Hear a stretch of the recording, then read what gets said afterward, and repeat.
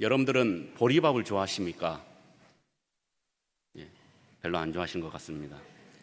우리나라가 어려웠을 때, 또 쌀이 귀했을 때, 그때 보리밥이 주식이었다고 합니다. 저는 그 경험을 하지는 못했지만 보릿고개라고 해가지고 굉장히 힘든 시절도 있었죠. 요즘은 보리밥이 웰빙 음식으로 각광을 받고 있습니다. 당뇨병이 있으신 분들도 드시고 건강을 위해서도 드시지만, 어르신들 중에서는 보리밥을 굳이 왜 돈을 주고 사 먹냐 라며 쳐다보지도 않으신 분들도 계십니다. 그 어려웠던 시절이 기억나기 때문이죠. 저도 몇 번 보리밥을 먹어봤습니다. 근데 다 좋은데 꼭 먹고 나면 배가 더부룩하고 또 방구가 자주 나오죠. 참 이게 민망합니다. 이게 꼭 참으려고 해도 배가 아파서 막 그렇게 힘든 경험이 있었습니다. 그래서 저는 일부러 찾아 먹지는 않습니다. 그래서 보리밥집을 가면은 그냥 쌀밥을 달라고 하거나 그냥 그런 식으로 먹긴 하죠.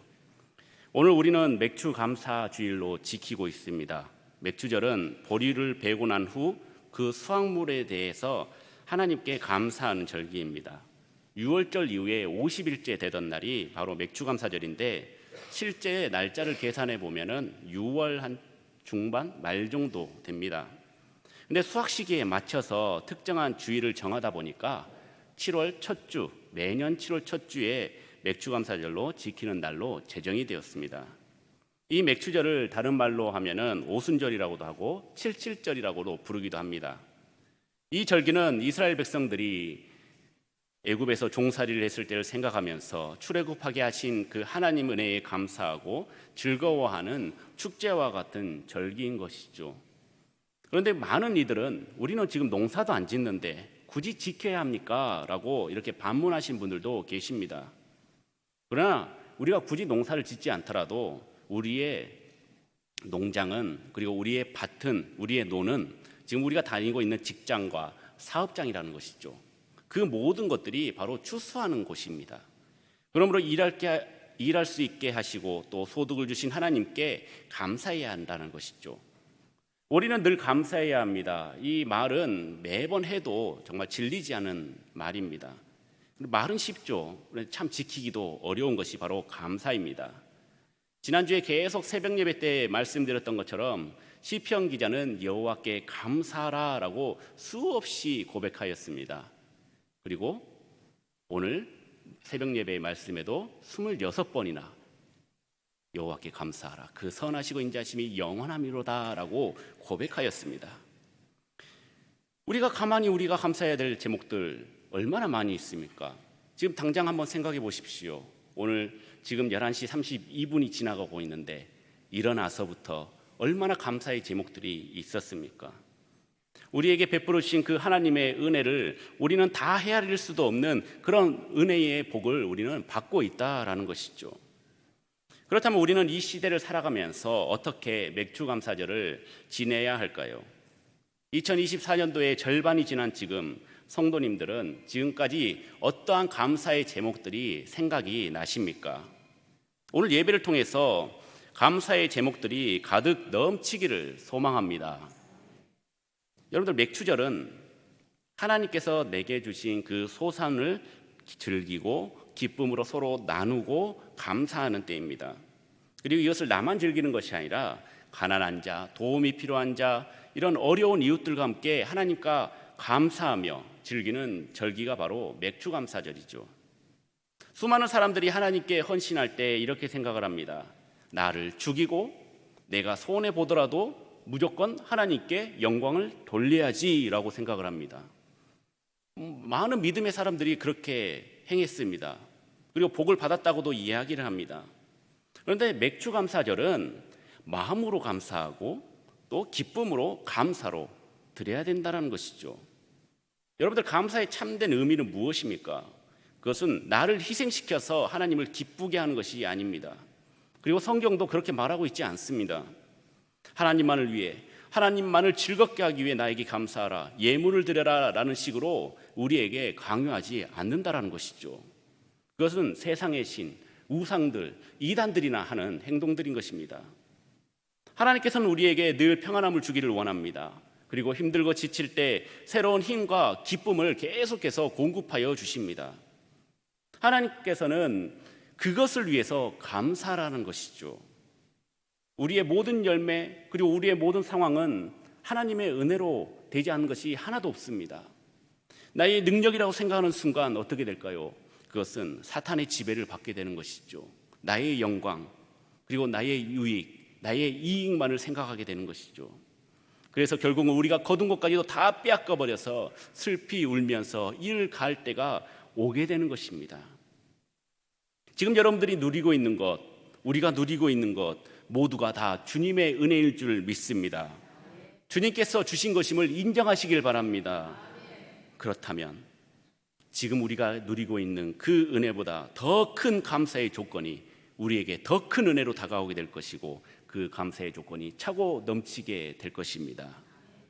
내 것을 하나님께 더 드릴수록 내 속에 은혜가 넘치는 것을 체험하게 될 것입니다. 하나님께 감사하는 마음이 있는 자, 그리고 하나님께서 내게 주신 그런 모든 삶이 어떠한 형태이든지 간에 감사하는 사람만이 우리의 인생에서 승리자가 될 수 있는 것이죠. 우리에게 감사가 습관이 되어야 됩니다. 우리뿐만 아니라 우리의 가족과 우리의 모든 순간이 감사가 되는 믿음의 성도님들이 되시길 주님의 이름으로 축원합니다. 그렇다면 우리는 어떻게 기쁘게 이 맥추절을 지킬 수 있을까요? 먼저는 우리의 삶의 구체적인 현장에서 실천을 통해서 할 수 있습니다. 맥추절을 지키라고 하신 하나님의 명령에 순종해서 맥추절의 핵심인 밀, 보리를 살려야 된다는 것이죠. 키워야 되는 것입니다. 그렇다고 이 말씀을 통해서 곧대로 우리가 보리도 심고 밀을 심어야 된다라는 뜻은 아닙니다. 우리의 생활에 있어서 감사하는 제목들이 우리의 생명을 위해 주신 하나님의 선물로 알고 정성껏 심는 그런 실천이 있어야 하는 것이죠. 신명기 16장 9절과 10절을 보면 맥주감사절을 지킬 때 지나온 세월을 계수하면서 지키라라고 말씀하고 있습니다. 7주를 셀지니 곡식의 낫을 대는 첫날부터 7주를 세워 내 하나님 여호와 앞에 77절을 지키되 내 하나님 여호와께서 내게 복을 주신 대로 내 힘을 헤아려 자원하는 예물을 드리고 라고 말씀하고 있죠. 이 77절이 바로 맥추절입니다. 그리고 7주를 계산한다는 것은 단순히 그 77은 49 해가지고 50일이 되기까지의 날짜를 계산하고 세는 것이 아닌 그 기간 동안 하나님께서 우리에게 땅을 허락하여 주시고 또 적당한 햇빛과 빛을 주시고 곡식을 자라게 하여 주시고 수고와 땀의 대가로 수확을 거두게 하신 그 하나님의 은총을 세는 것에 대한 감사가 그 기간 안에 있어야 한다는 것이죠. 지금 우리는 2024년의 절반을 지나왔습니다. 열심히 부지런히 달려왔습니다. 정말 너무나 순식간에 지나온 것 같습니다. 6개월을 날짜로 따지면 약 180일이 된다라는 그런 계산의 의미보다는 지난 180일 동안 하나님께서 우리들을 위해 지키신 일들, 그리고 우리를 위해 하신 일들, 그리고 모든 것에 대한 그런 감사의 조건들을 계산하면서 우리는 이 하루하루를 지켜야 된다는 것입니다. 여러분들 말로 다 할 수 없는 은혜를 주신 그 하나님의 사랑을 셈하면서 지키는 것이죠. 그것이 우리가 셈한다고 되는 일이겠습니까? 다 셀 수도 없을 만큼 많은 은혜는 우리는 은혜와 그리고 복 그리고 감사의 제목들을 받지 않았습니까? 이것들을 보면 우리의 그 모든 것이 우리의 삶의 모든 순간이 다 은혜였음을 우리는 고백할 수 없는 것입니다. 하나님의 사랑, 하나님의 일하심, 그 하나님의 은혜를 우리는 말로 계산하면서 생각하면서 실천하면서 이 맥추절을 지켜야 하는 것이죠. 현대 직장인들의 월급은 돈 한 푼 손에 만져보지도 못하고 허무하게 사라진다고 합니다. 월급 받는 날에 맞춰서 카드 결제, 공과금, 은행빚 막 카톡 메시지 왔어요 하면서 돈이 막 순식간에 막 쫙 빠져나가는 것이 막 눈으로 보이지 않습니까? 근데 1970년대까지만 하더라도 직장인들의 상징은 월급 봉투였다고 합니다. 제가 그때 태어나지 않아서 그런 것은 잘 모르지만 찾아보니까 말씀을 들어보면 월급 받는 날에는 그 노랑 봉투에 그 현금을 꺼내서 세어보는 것이 정말 매달의 그 낙이었다고 합니다. 가장으로서도 가장 뿌듯한 날이었고, 퇴근할 때면 놀거리, 먹을거리, 각종 유혹에 휘말릴 때도 있고, 또 집에 가기 전에 통닭 한 마리 사들고 아이들에게 통닭 주는 그런 기쁨이 있었다고 합니다. 집에 들어가서 아내에게 고생한 보람의 증표, 두둑한 그 노랑 봉투를 손을 딱 건네면 그날 저녁에는 반찬이 달라졌고 아이들까지 풍족해지는 그런 놀라운 은혜가 그 가정에 있었죠. 남편이 벌어온 그 소중한 월급이 얼마나 귀하고 감사한지, 그 월급 봉투에 돈이 떨어졌더라도 그 월급 봉투를 매달 모아가지고 10년, 20년, 정년할 때까지 빠짐없이 간직한 그런 가정도 있었다고 합니다. 이제 현대사회에서 밀과 보리, 이것은 우리가 일해서 받는 월급이 되었습니다. 그리고 그것으로 주님 앞에 예물, 또 헌금을 드립니다. 누군가는 첫 열매를 하나님께 다 바쳐야 된다고 얘기합니다. 말씀에서도 첫 예물 하나님께 바쳐라 라고 말씀하지 않습니까? 누군가는 헌금을 철저하게 드려서 지켜서 드리라고도 말합니다. 그런데 고린도후서 9장 7절 말씀을 보시길 바랍니다. 각각 그 마음에 정한 대로 할 것이요 인색함이나 억지로 하지 말지니 하나님은 즐겨내는 자를 사랑하시느니라. 할렐루야. 그렇다고 헌금을 내지 말라는 것 아닙니다. 여러분들이 마음이 정한 대로 나는 헌금 내지 않을래 라고 마음을 정했으니까 헌금 안 내도 된다는 뜻이 아닙니다. 사도 바울은 마음에 정한 대로라고 말씀하고 있습니다. 단 인색함이나 억지로 하지 말고 자원하는 마음으로, 이렇게 부가적인 설명까지 합니다. 왜 그럴까요? 하나님께서는 즐겨내는 자를 더 사랑하시기 때문입니다. 감사하며 드리는 자를 사랑하시기 때문입니다. 우리의 마음은 갈대와도 같습니다. 이렇게 하겠다 했음에도 나중에는 다르게 할 때도 있습니다. 헌금을 할 때도 아깝다고 생각하면서 헌금할 때도 있죠. 특히 우리가 헌신 예배 드릴 때 헌금 바구니를 돌리지 않습니까? 그때 옆에서 하니까 나도 안 하면 왠지 창피하고 해야 될 것 같다는 마음이 의무적으로 들 때도 있습니다. 헌금을 드리면서 호주머니나 지갑에서 돈을 꺼낼 때 제발 1,000원짜리 아니면 5,000원짜리라도, 그런데 딱 꺼내는 순간 5만원짜리, 아우 주여 할렐루야 아멘. 돈을 확인할 수가 없으니까 호주머니에 잡히는 대로 돈을 꺼냈는데 주여가 절로 나오지 않습니까? 물론 이것은 너무 기뻐서 드리는 감사의 주여인 거겠죠. 우리는 우리의 월급을 주신 분은 사장님이시고 회장님이라고 생각을 하지만 결국 이 모든 일은 하나님께서 해주신다라는 사실을 우리는 잊어서는 안 됩니다. 세상에 그 어떤 것도 하나님이 주인이 아닌 것은 없습니다. 하나님께서 창조를 하셨고 모든 것을 하나님께서 만드신 것이기 때문에 사람이 그것을 그냥 단순히 이용하고, 그리고 하나님의 것을 우리가 사용하는 것임을 알고 당연히 하나님께 드려지는 것이 우리의 인생에 당연한 것이 돼야 되는 것입니다. 단 드릴 때 감사하면서 드리라는 것입니다. 하나님은 거지가 아니십니다. 하나님은 가난하신 분이 아니십니다. 우리에게 있는 것을 어린아이 사탕 뺐듯이 빼앗아 버리는 분도 아니십니다. 여러분들이 생일을 맞이하여서 자녀들에게 선물을 받을 때 무엇이 제일 감동적인 선물입니까? 여러분들 뭐니 해도 캐시가 최고죠. 또 두둑하게 그냥 어머니 조금만 넣었어요 딱 했는데 굉장하면 아우 참 내 아들 잘 컸다 하면서 그렇게 할 때도 있고, 근데 조금만 주면은 뭐 내가 이런 걸 가려고 사왔냐 하면서 발로 톡 차버릴 때도 있죠. 저도 생일날 아이들에게 선물을 받습니다. 물론 아내에게도 선물을 받죠. 남편 생일 축하해 하면서 딱 받는데 뭐 청소기, 뭐 드라이기, 뭐 이런 걸 받습니다. 제가 왠지 제가 손해 보는 것 같아요. 그래도 선물을 받으면 좋습니다. 그래도 남들 집에 있는 다이땡 뭐 그런 거 있잖아요. 또 싼 거 말고 그런 거 받으면 그래도 기분은 좋습니다 하면서 맨날 이렇게 드라이 하면서 이거 내 거 하면서 하는데 다들 공용으로 쓰고 있죠. 아이들은 제게 선물을 할 때 옛날에는 돈이 없잖아요. 그래서 스케치북에서 열심히 그림 그려가지고 삐뚤삐뚤한 글씨로 아빠 생일 축하해요 하면서 감사해요, 사랑해요 이렇게, 그리고 이용권도 몇 개 줍니다. 또 안마 이용권, 뭐 설거지 이용권, 뭐 막 그런 거. 근데 지금은 이제 자본주의의 맛을 들여가지고 애들이 생일날 갑자기 돈을 주기를 시작했습니다. 편지 쓰는 것도 이제 귀찮다라는 것이죠. 그러면 저는 이렇게 말합니다.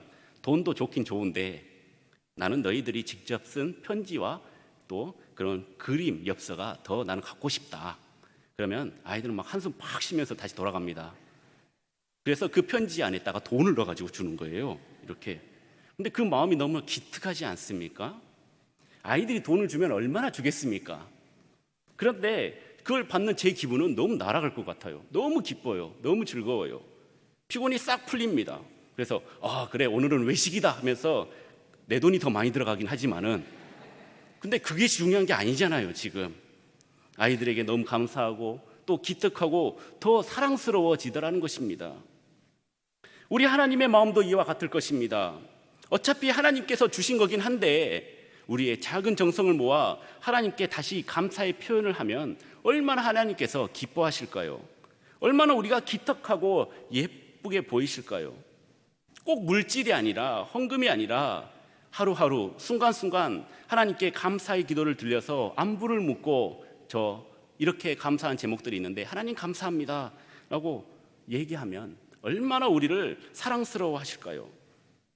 자녀가 우리에게 아주 작은 것에 감사해요 라고 하면 더 큰 것을 해주고 싶듯이 우리 아빠 아버지 되신 하나님의 마음도 그렇다라는 것입니다. 우리를 이토록 사랑하시기에 하나님께서 하나밖에 없는 독생자를 이 땅에 보내주시고 십자가에 못 박혀 죽게 하신 것까지 그렇게 하나님께서는 우리를 사랑하셨다는 것이죠. 우리는 그런 엄청난 사랑과 은혜를 받은 자들이라는 것입니다. 지금 새벽 예배 때마다 시편을 묵상하고 있습니다. 시편의 대부분이 감사와 찬양의 내용을 담고 있죠. 오늘 말씀에도 다 나열하지 못해 아까 26번의 감사 제목이 있었잖아요. 도망 다니면서도 성전에 올라갈 때도 또 악기로 찬양할 때도 있고 범죄했을 때도 찬양하고 그리 아니하실지라도 감사하고 앉았다 일어나도 감사이고 또 누우면서도 감사이고 늘 감사와 찬양이 넘쳤다라는 것입니다. 그런데 이런 감사가 억지로 되겠습니까? 억지로도 못하는 것이 바로 복받는 일이고 감사 아니겠습니까? 램프의 요정 진이나 도깨비 망망이처럼 내 마음대로 할 수 있다면 하나님의 복, 우리가 감사를 받을 수 있는 그 은혜는 싸구리 축복이 되고 마는 것입니다. 누구나 다 하나님의 복을 받아버린다면 그냥 희소성, 가치가 없게 되는 것이죠. 그러나 하나님의 축복은 인간의 수단과 그리고 인간의 방법과 인간의 노력으로 쟁취하는 것이 아니라 하나님의 허락이 있기 때문에 우리가 복을 받게 될 줄을 믿으시길 바랍니다.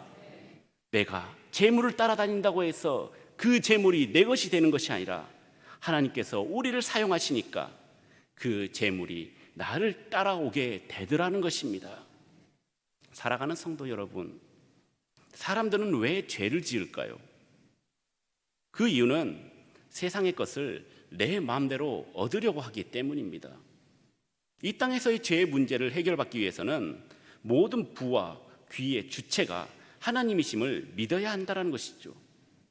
그래서 다윗은 역대상 29장 12절 말씀에 부와 귀가 주께로 말미암고 또 주는 만물의 주제가 되사 손에 권세와 능력이 있사오니 모든 사람을 크게 하심과 강하게 하심이 주의 손에 있나이다 라고 고백하고 있습니다. 우리의 부귀가 하나님께 달려있다라는 것입니다. 우리의 힘으로 로또 당첨되는 것, 그것이 우리의 힘이 아니라 그렇게 당첨될지라도 하나님께서 당첨시켜 주신다라는 것입니다. 이러한 사실을 우리가 깨달을 때 우리는 감사의 제목이 계속해서 쌓이고 늘어난다라는 것이죠. 그리고 감사가 는다라는 것은 우리의 삶이 점점 하나님께 다가가는 것이고 결국에는 그리 아니하실지라도 감사할 수 있는 그 감사의 경지에 오르게 되는 것입니다. 항암을 153차를 하신 분이 계십니다. 대단하지 않습니까?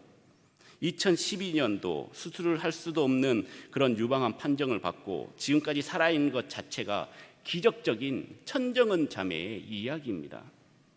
부모의 헌신적인 뒷바라지로 피아노를 전공했고 큰 어려움 없이 목표한 바를 이루고 나갔던 이 천자매는 암 판정 이후에 그 인생이 송두리째 바뀐 삶 속에서 20년간 철저하게 부인했던 하나님의 존재를 어렴풋이 느끼게 되었다고 합니다. 항암 치료를 받으면서 지푸라기라도 잡는 심정으로 교회에 중보를 요청했고 항암 부작용이 말끔히 없어지고 전인의 담이 사라져서 암 절제 수술까지 받는 그런 기적까지도 체험을 했지만 1년 반 만에 암이 다시 재발하고 말았습니다. 암 통증이 심각해지고 의사는 절대 누워만 있어야 된다고 했지만은 천자매는 그렇게 기어가서라도 그 교회에 가서 기도하면서 하나님을 간절히 찾았던 것이죠. 그런데 기도하자마자 어떻게 됐을까요? 두 발로 걷게 되었고 통증이 와도 전혀 무섭지 않게 되었다고 합니다. 통증과 기쁘게 싸우기 시작했던 것이죠. 그리고 말씀을 기를 쓰고 붙잡으면서 예수님을 사랑했던 것입니다. 천자매는 암은 선물이고 죽음은 소망이라고 고백하면서 말기암을 가진 그 환우들을 돕는 사역을 시작하게 되었습니다. 매일매일 그 병실을 오가면서 암 환우들에게 부활 복음을 전하고 그들의 질병과 죽음 앞에서 실족하지 않고 영원한 생명의 길로 돌이키도록 지금도 마음을 다해서 사역을 하고 있습니다. 이 천자매는 예수님을 미친 듯이 사랑하면 예수님이 나를 통해 일하시고 병도 이기게 해주신다. 이긴다라는 것은 병을 뛰어넘어 자유해지는 것이다. 그리스도인은 절대 지지 않는다라고 말하면서 마지막 한 호흡까지 주님이 애타게 기다리시는 한 영혼을 구하겠다, 그렇게 쓰겠다라고 고백하였습니다. 지금은 뇌의 연수막까지 전이가 되어서 독한 항암 치료를 해야 되고 병원에서는 이제 3개월이나 6개월밖에 남지 않은 시한부 인생을 선고를 받았습니다. 그런데 이 아픔을 통해서 하나님이 다른 아픈 환우들의 마음을 알게 하시고 그들에게 복음을 전할 도구로 사용하실 줄 확신하기에 자신도 아프지만 다른 환우들에게 예수님을 전하는 일을 멈추지 않는다고 합니다. 그리 아니하실지라도, 나를 고쳐주지 않더라도 감사하는 그 천자매의 그 마음 얼마나 아름답습니까? 사랑하는 성도 여러분, 우리는 한 달에 한 번씩 1년에 12번 감사 한 번 못하면서 지낸 경우가 많이 있습니다. 말씀에도 늘 범사에 감사하라라고 말씀하고 있는데 지금 당장 감사의 제목이 무엇인가요?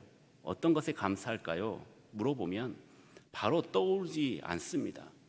우리는 그 정도로 지금 우리의 마음이 메마른 상태입니다.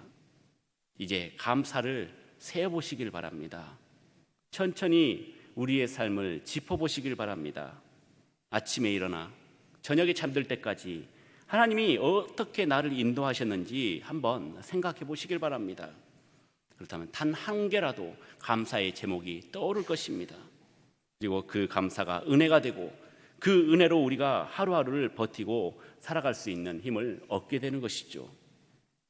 오늘 맥주감사주의를 통해서 하나님께 감사하고 가족과 함께 감사의 제목을 나누고 떡을 떼며 교제를 나눠보신 건 어떠신지요?